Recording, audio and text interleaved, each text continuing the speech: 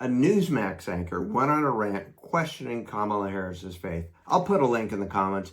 It was disingenuous commentary. The gist of his rant was that he wasn't satisfied as to what kind of Christian Harris is. Apparently, there is some mysterious threshold of Christian-ness that she needs to meet, and he wasn't satisfied. He actually said, "There is plenty of reason to wonder whether the vice president is committed to the religious and biblical underpinnings of the country.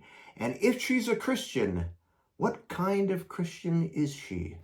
Why should it matter what faith she is or whether she believes in any religion at all? A person could be a Christian and still be deeply dishonest, immoral, and self-serving. What matters is a person's level of integrity and honesty. In fact, if someone tells you that it's important for a person to be a Christian or a member of some other faith, I would be very skeptical of their character. I would not trust them."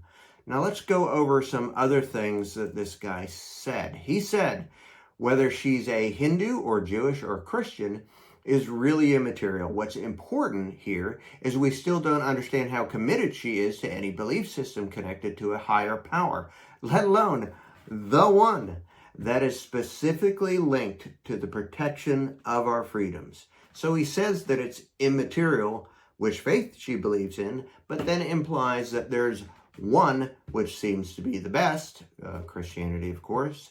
And I actually don't see how Christianity is linked to the protection of our freedom. That makes no sense. He also said that this country's guarantee of religious liberty is our first freedom and the foundation of all other freedoms that we possess. The left has been trying to redefine culture, on the other hand, and strip away the biblical truth and all faith, actually, in favor of some empty secular humanism. There is so much wrong with what he just said. No one should be able to strip away your faith by not agreeing with it. He's talking about religious liberty and freedom, but the whole discussion implies that Christianity is the best religion and people who aren't Christians are somehow less. And how is the left stripping away biblical truth?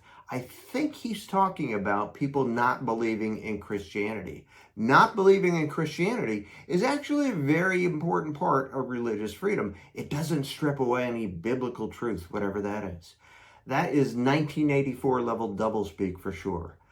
There is no biblical truth. Christianity is no more true than any other religion or no religion at all. Everyone's belief in religion or no religion at all is just a guess. There is no truth. There are only guesses. And lastly, he talked about empty secular humanism. Humanism is focused on taking an ethical life stance based on reason and critical thinking that is focused on the well-being of humanity. It actually doesn't sound too bad. It's basically focused on honesty and integrity and caring for others. If Christianity or any other faith is supposed to lead you to be a good person, then Christians should have no trouble with humanism. We should be interested in a candidate's integrity, not their faith, especially when one of the candidates is Trump, who has no integrity and doesn't even do a good job of pretending to be a Christian.